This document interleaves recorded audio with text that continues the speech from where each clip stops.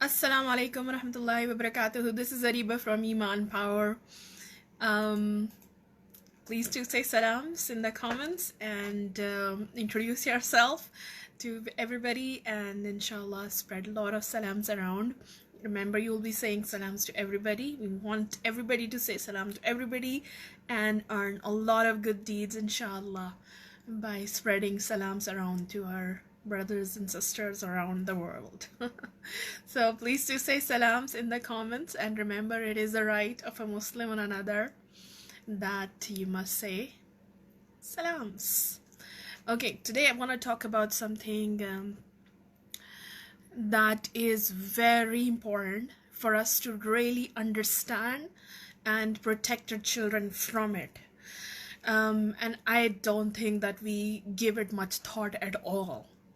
Unfortunately, we just aren't right in the middle of it, and we're like not really giving thought to what is actually happening with our kids. So we'll talk about that. Salam alaikum assalam, Sadia and Virginie Fella, walaikum assalam.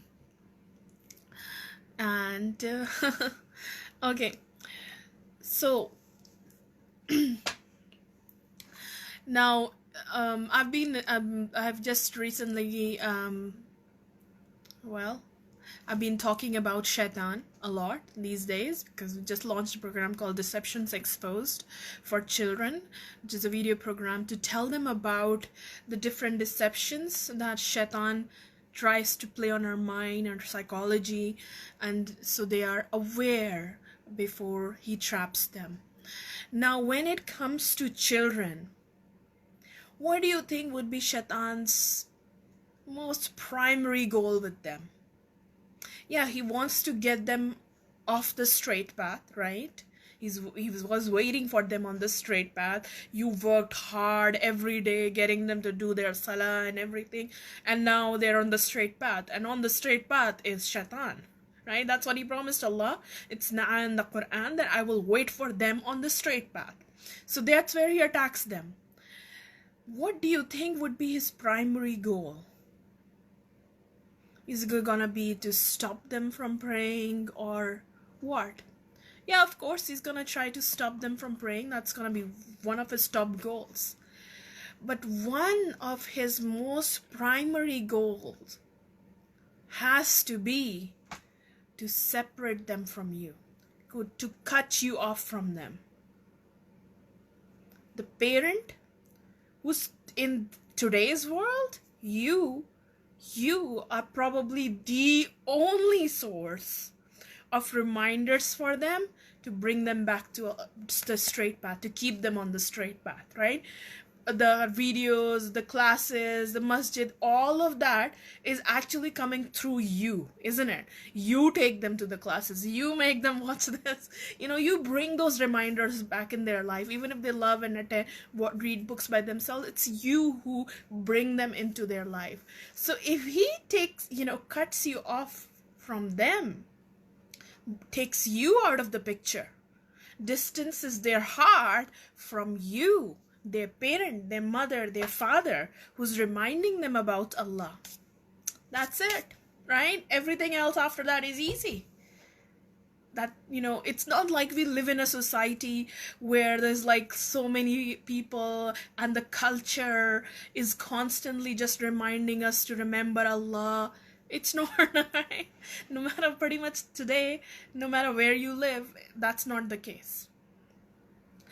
The culture is not necessary. Even if you live in most Islamic countries, that's not the case. So when you, the parent, you are his biggest enemy in that case, isn't it? He's trying to get this child completely off the straight path, and the only person who's like really trying to keep them on the straight path are the parents. So of course he's going to try to separate you from each other, to distance your hearts from each other, to cause dissension between the family members. And Allah talks about this, and Allah mentioned this in the Quran, that he's going to try to do that. So how does he do that? How does he get to, isolate them from you, distance them from you, so it's easier for him to manipulate their young minds? Number of ways. Number one, anger. It is easy to come, right? For a lot of us. I remember when I was young, I used to get really angry very quickly. So anger is, very easy. I'll talk more about anger later on, maybe, inshallah. But I have a really, really powerful video on anger for kids that has really worked for them. Like, moms have told me my child has serious anger issues, and now he's like really trying to control himself. Alhamdulillah. Anyways, so anger will make us say things that we don't actually mean, right? And I will tell you maybe later on why that is.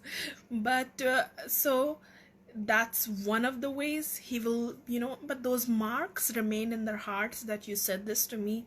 So your child in anger will sometimes say things to you that hurt you, but actually it also hurts them that they said that to you, right? And now I said this to my mom. I'm horrible. How do I justify this? I don't want to feel horrible that I said this to my mom. Actually, she deserved it.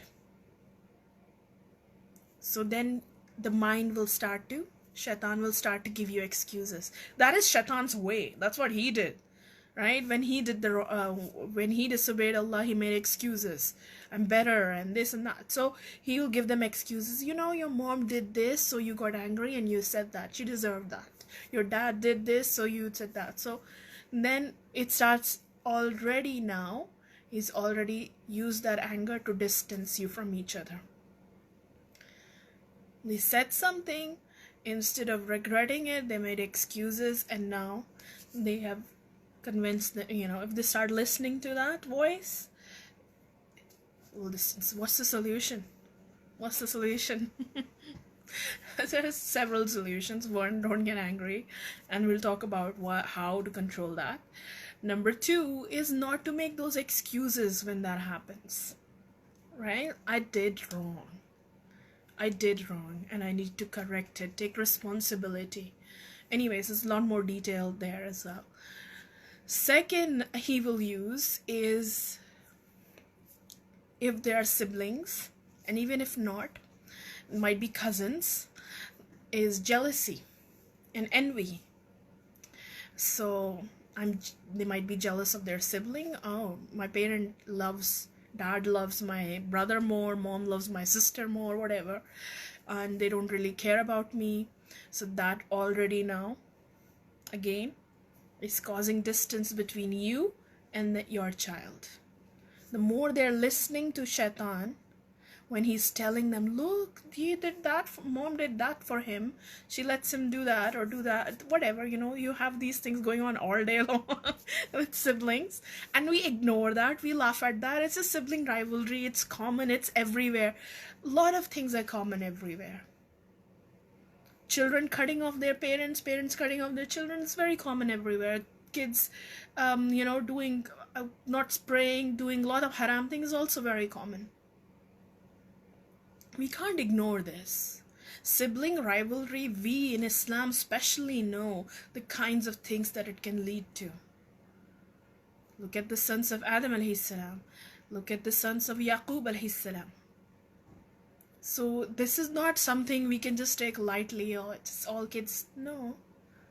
This is not how siblings are supposed to grow up. This is something wrong we need to look at and help and cure. So jealousy, envy, you will use, keep building it in their heart, and the more if the child doesn't stop it, and you can't stop it for them, you're like, I will treat them equally, and then they could still be doing that. You could treat them perfectly fairly, and they would still decide, if they don't stop that voice of Shaytaan that's telling them that your mom and dad are unfair to you, they will continue down that path of building envy in their heart.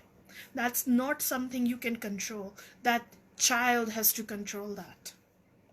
Your daughter, your son has to stop that voice. When Shaytaan tells them this is unfair, your parents don't love you as much. Maybe, they got you from somewhere. I don't know. So all these things, they have to stop. One of the cures for envy is that you stop going down that, hole that Shaitan is trying to get you, dark hole he's trying to get you into. And then there are ways that we can control our envy. I talked about in another video that we say, mashallah, we make dua for the person we are feeling jealous of. We ask Allah to show, we make dua, may Allah subhanahu wa ta'ala make my parents give my sibling even more. Right? So that counters the voice of Shaitan. He's telling you, hate them for what they got. And you are saying, love, like Allah give them even more. Right? It's totally countering what Shaitan is saying. So there are cures the child can then themselves decide to do in order to control those negative feelings. These were two. There are some more. Inshallah, I'll talk about them later. And I did in another video, I talked more about how to control envy and jealousy. Another way he might do that is negative assumptions. Okay, negative assumptions will be like, just assuming the worst. If mom did this, mom doesn't want me to go here, or dad decided this for me because he just hates me. You understand what I mean? It's just like imagining the worst things. Instead of making good assumptions about why your parents decided some things, or gave you some things, or didn't give you some things, or said some things to you, trying to make good assumptions about it, we make the worst assumptions about it. Where is that coming from? Somebody whispered that to you. This is because, they don't really want you to have fun. They just want you to suffer. That's why they're doing this to you. Because it's easy for you, to use you to get chores done. That's why they're doing that. They just want to be hard on you. Or what, you are just a bad kid. That's why they're doing this to you. So they're listening to those whispers, making those bad, negative assumptions. And these are also, by the way, habits that they're developing, which they will carry on to their relationship with Allah subhanahu wa ta'ala. They will make the worst decisions, worst assumptions about the circumstances in their life. Allah did this to me because Allah doesn't love me. These are going to be habits they will take on to those relationships. That's why I always say that your relationship with your kids is not just about you and them. It's about how they will develop their relationship with Allah, because often it will mirror that. And no wonder Allah subhanahu wa ta'ala said the pleasure of Allah lies in the pleasure of parents. Okay, another way he will do that is self-pity. And I like to call this the Cinderella syndrome. And actually, there's an actual identified disorder in psychology called Cinderella syndrome. So that's not what I'm talking about. That's completely different. I just made this up and then I realized this actually exists. But what I mean by Cinderella syndrome is often we think of ourselves like Cinderella, like everybody just is hard on me. And I get the worst tasks to do, the worst chores to do. It's the mom and dad are the hardest on me. I am the youngest, my life is the hardest. I am the oldest, my life is the hardest. I'm the middle one and I'm just completely ignored and nobody cares about me.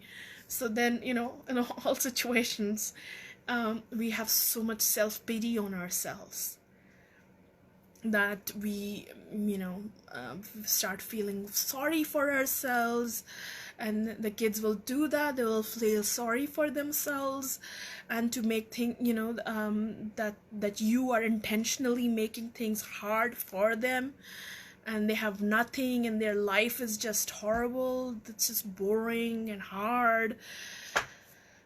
But actually, all of this is nothing but deceptions. Absolute lies and deceptions. This is not the truth of their life. This is not the truth of their life. But Shaitan told them, they listened to him, they kept listening to him, until they started believing in that. And now they believe it. That yeah, my life was really hard. Or is hard. Or my parents really just, care more about my siblings or this or that. Whatever. They just really bad parents. And here's the thing. Shaitan is also playing with the parents' minds. And producing, encouraging a lot of guilt in you. You were a terrible parent. You're a terrible mother. Like, you were a very bad mother. Look at other mothers. So much better than you. So when the child comes and say, you realize that they believe that you are not the best mother. And so they're now giving you back what you gave them. I'm behaving badly. I'm disrespecting you because you deserve it. You believe them. Kind of, inside. Right? You're like, yeah, actually, I kind of do deserve it. And you take the bad behavior. Right? So it's happening on both sides. But it is so much worse on the child's side. So much worse. Because still, you are not accountable. Like, you are just out of your guilt, accepting that. Which you shouldn't, but still. But they are going down really wrong trap. Yeah, they're going down a really deep, deceptive trap of Shaitan.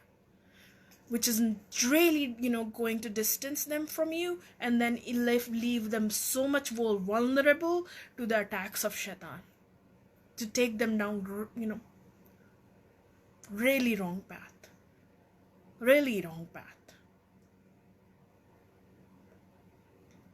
Because they did not value you. Because they listened to all those negative, they let the anger fester, they let the feelings of jealousy and envy fester in their heart. They let the negative assumptions, build lots of negative assumptions instead of having good assumptions. They let the self-pity grow in their hearts. And now, it's like, yeah, my parents are just horrible, they deserve this. I'm just giving them back what they gave me. I'm completely justified. And they will stand up with complete right and they would say anything to you. Or maybe they're not that, maybe they're not behaving that badly. But they would not feel that guilty if they get angry. They will not feel bad about sneaking behind your back. Because what choice do they have? When they're young especially, they're not gonna leave. They can't leave. So where will they go? So they will stay and they will behave one way in front of you and another way behind you. And they won't feel bad about it. Why should they? Because Shaitan convinced them this is the right way. Your parents don't get it. So this is a very, very dangerous position to be in for a child, and we have to protect them to stop the children need to be able to recognize that this is a trap. These are the whispers of Shaitan. This is not my thought. This is a whisper of Shaitan, and he is trying to lead me into envy, lead me into self-pity, indulging in self-pity. He's trying to get me angry. He's trying to get me into a trap.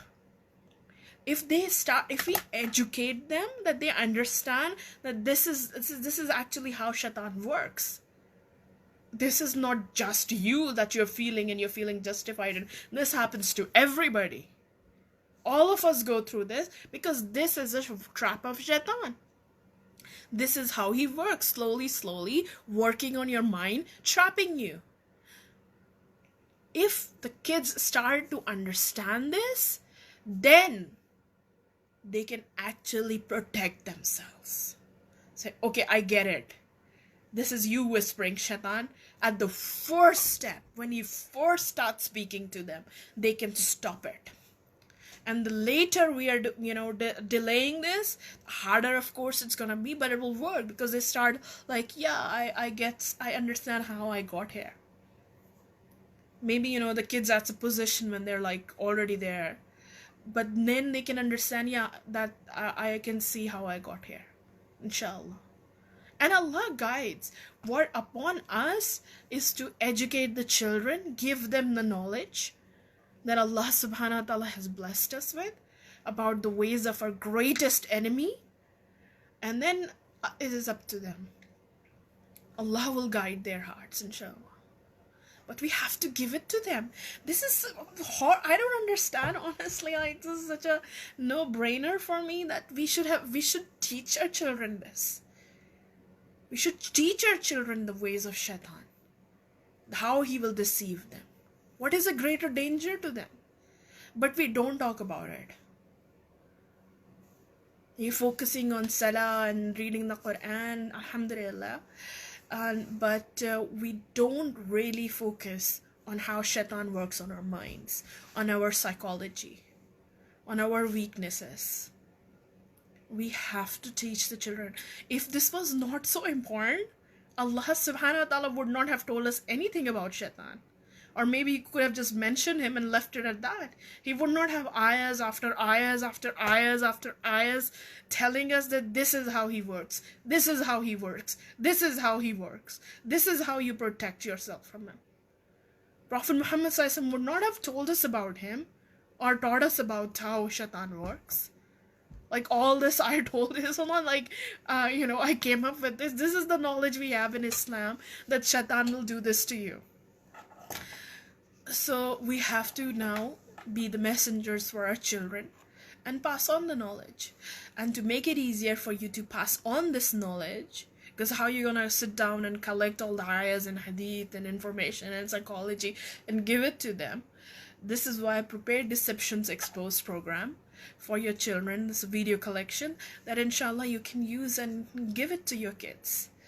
Watch it with them slowly in your own time, and depending on your relationship with your kids, you can watch every day and talk to them about it, or you can watch every week one and leave it at that. Depends on kind of relationship you have, kind of kids you have, what do they prefer, but watch it.